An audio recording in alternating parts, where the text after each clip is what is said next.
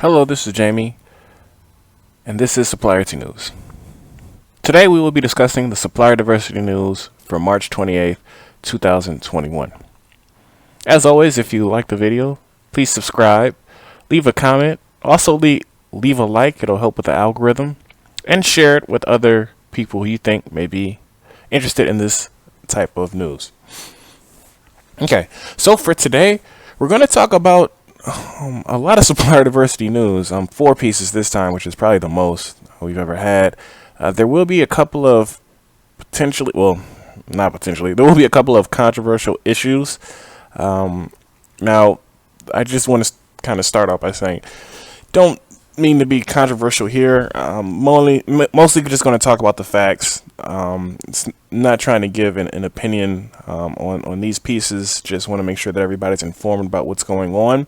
And if you're curious about again, supplier diversity and what's going on in the area and diversity in general, that's what we're here to cover. So sometimes it's going to be controversial, but it still needs to be covered and still needs to be talked about because these are the challenges that we're all dealing with. Okay, so for today, we will be discussing the royal family plans to hire a diversity chief or chief diversity officer, a Comcast Rise investment fund launching 5 million grants for small businesses. Again, the Tamika Mallory Cadillac commercial and what people are saying with that. And then lastly, the NBA All-Star Draymond Green comments on women's sports and the gender pay gap, which was really interesting. And I really kind of want to talk about it here today. So, all right, let's go ahead and let's get started. First up, the royal family plans to hire a chief diversity officer or diversity chief. Basically, I'm pretty sure everybody is well aware of the Meghan Markle interview with Oprah Winfrey. A couple of weeks later, CNN is reporting through an anonymous source that the British royal family is considering appointing a diversity chief. This is interesting. This isn't something that I don't think anybody would have guessed would have happened per the report. Let's see where this goes. I just thought that this was interesting and that people would probably want to know about it. I'm pretty sure if you're watching this, you probably saw the interview. Meghan Markle did reveal that when she was pregnant with her first child, Archie, there were concerns and conversations about how dark his skin might be when he's born. Having a diversity officer, I'm not really sure how that would work or what that would accomplish. I understand that they're obviously trying to get better at the public perception of diversity in general, so I get that, but I'm not really sure. Are they supposed to be kind of on the PR handle? Are they going to be training the British royal family to understand things like unconscious bias? I'm not really sure what the purpose of this is. Maybe it's just one step to trying to pull together the fractured family with Harry and the rest of the British royal family. Who knows? But this is what they're considering. I'm not exactly sure what the responsibilities of this person may be, but it's interesting. Something that I think people who are watching this type of news would be kind of interested in. That's conversation starter, if you will. All right. So next up, Comcast Rise Investment Fund launches a 5 million grant program for BIPOC small business owners, BIPOC being Black, Indigenous, and people of color. So as you can see here, and again, I apologize for missing out. The due date was a couple weeks ago at the end of March 14th, but Comcast their fund will be awarding $10,000 grants for 100 recipients and each of the cities that you can see here on the page. So that includes Atlanta, Chicago, Detroit, Houston, and Philadelphia. So as you can see, these are really predominantly Black areas that they clearly are trying to focus on in an effort to support them. You can see the eligibility is kind of here. But in addition to awarding these $10,000 grants, Comcast will also be awarding more than $2 million to several organizations in these 5 cities to provide additional support, training, and mentorship to the grant recipients. So they're going to give the recipients $10,000, and they're going to give organizations that can support them further an additional $2 million. Again, I'm always a fan of these type of grant programs because grants you don't have to pay back, so it's a one-time piece. $10,000 should be able to buy you depending upon the type of business that you're in. It could buy you things like marketing opportunities. It can buy maybe a couple of items that you can resell for some profit. 10,000, while it's not a lot, it is a really good way to.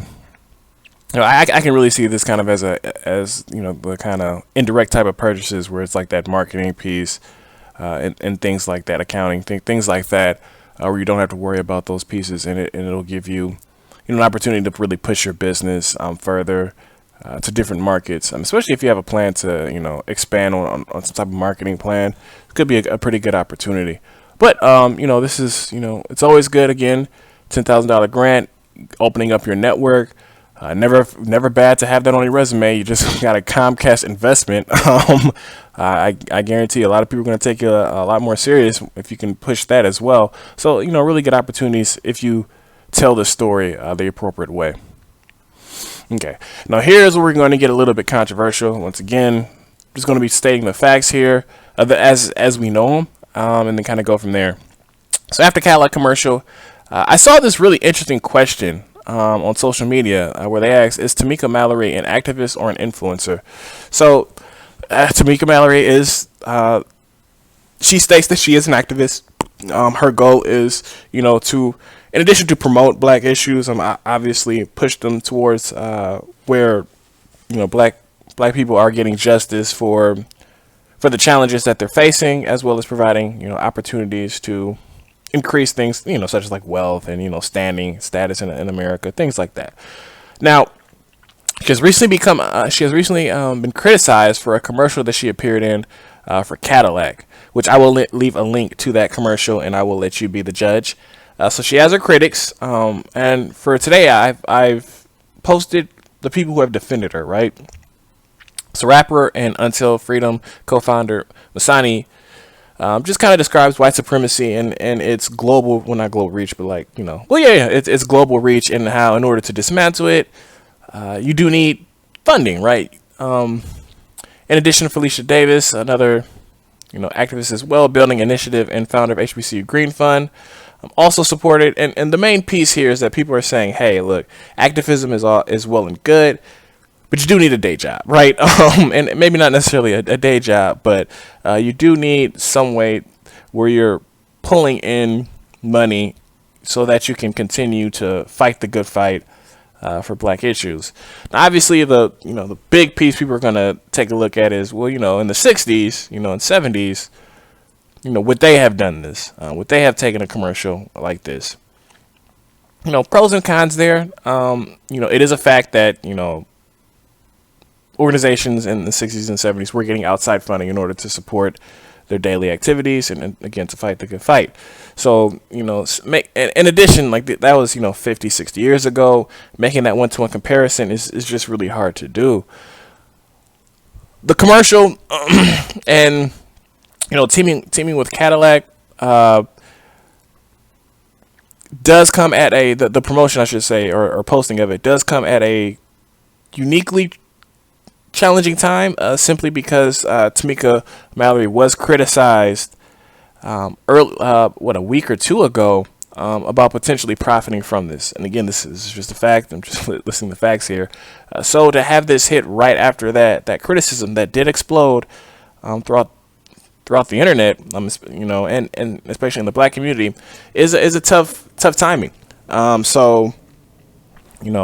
Having to kind of navigate this, I know I wouldn't want to be in that position. It is not an enviable position, but I do think that moving forward, it's, how do I say this?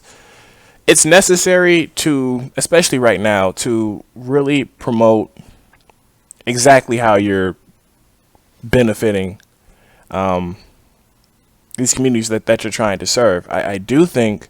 I said I was going to give my opinion, but I do think that based on the position that she's in right now, based on the criticism that she's been given, that it may help her if she states what she's doing, how that's benefiting the black community, as well as where she sees this going in the future based off of her plan of activism.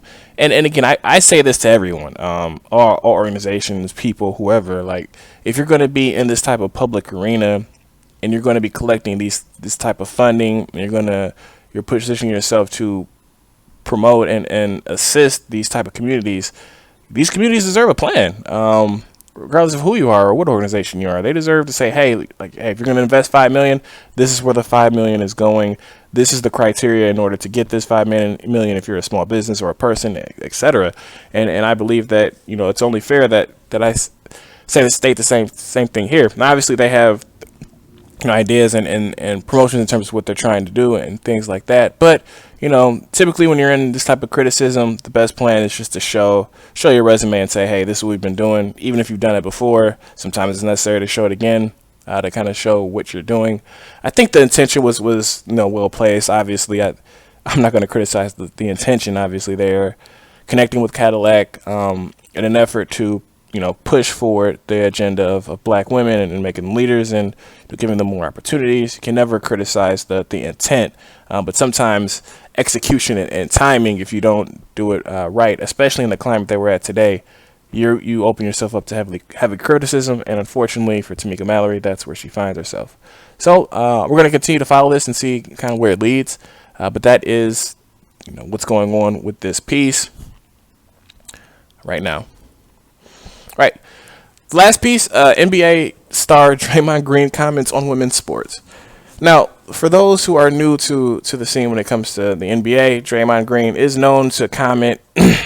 He's known relatively as a controversial athlete just in general. He does give his thoughts and opinions on a lot of pieces.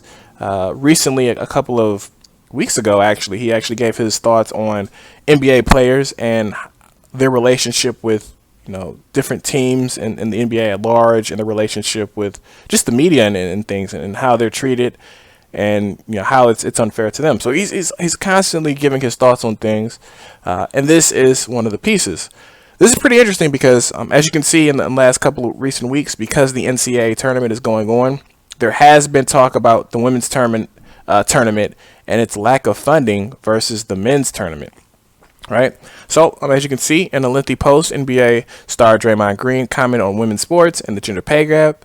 I took a couple of, now this was a very lengthy post. It was like, I don't know, between 5 and 10 posts. So please check it out. But I took a couple of them. I try not to, you know, take anything out of context. So again, just please read the full piece. This is just a piece. This is not the full context, so keep that in mind. But from the pieces that I've took out, number one, one of the tweets, Green stated that, you know, I've been asked to do so many PSAs this month on women empowerment. I said no. It's hypocritical. And again, this is his opinion.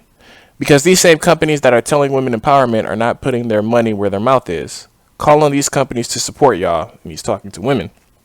He also goes on to state, they can easily tell y'all stories, but they don't have to, because the requests that are being made are falling on deaf ears, because y'all keep saying pay me more with no way to drive the revenue. Force hands.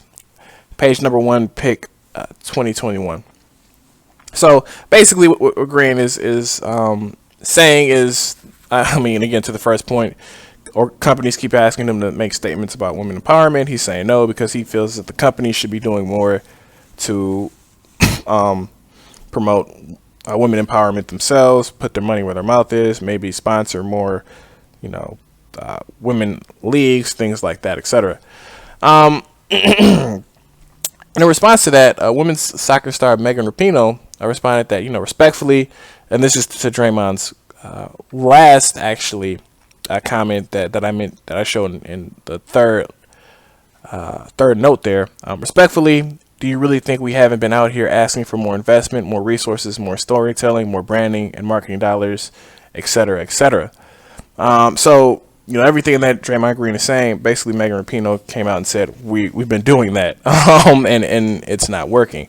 And that's, you know, I didn't mean to kind of chuckle there, but more so chuckle in terms of like, we assume that these, you know, women athletes are just sitting back, you know, on Twitter saying we need gender pay gap sucks, we need more support, and we, you know, we assume that that's all that they're doing, but I mean, obviously they're not, right? Like, we know that they're in, or at least you have to know that they're in there trying to push for more.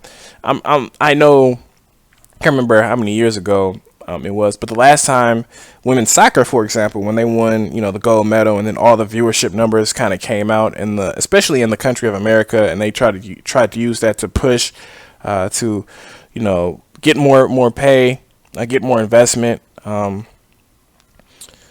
So like we've seen them try to use their successes in an effort to get more investment, but as Draymond said, it's falling on deaf ears. And to be completely honest, I don't understand why. Like, all right, so when you think of women's sports, the first person that you always have to go to is Serena Williams, right? Like, she is the epitome of what happens when you invest in women's sports and how you can see the return on your investment very, very easily. The issue that you see there is that when you're talking about tennis, it is an individual sport, right? So it's not a team sport. So I'm just assuming here, if it's an individual versus a team, it's a little bit less investment. And then in addition to that, when you're talking about tennis, it's how it's set up. You can invest both in men's and women's tennis at the same time, right? Because when you're talking about like the U.S. Open, the French Open, things like that, you have men and women playing at the same time. So it's a lot easier. They have 6, 7, 8, 9 different courts. You got a couple women here, a couple men here, and then you can just kind of see who the fans are rooting for, and then kind of promote it as such. So while it's a men and women's sport, like tennis itself, when you really think about it, it's a co-ed sport, right? Because their ability to invest in both women and men at the same time, because they're in the same space, they're in the same area. Now, you could potentially make the argument about the NCAA and how, like the women's tournament and the men's tournament is happening at the same time. It's a little bit different because, excuse me, it's a little bit different because when you're dealing with tennis, in my opinion, you're while it's a little bit slower, if you will, you're watching the same athletes and the same kind of tennis with when you're talking about like run. Versus when you're talking about women's basketball versus men's basketball, there is a stark difference.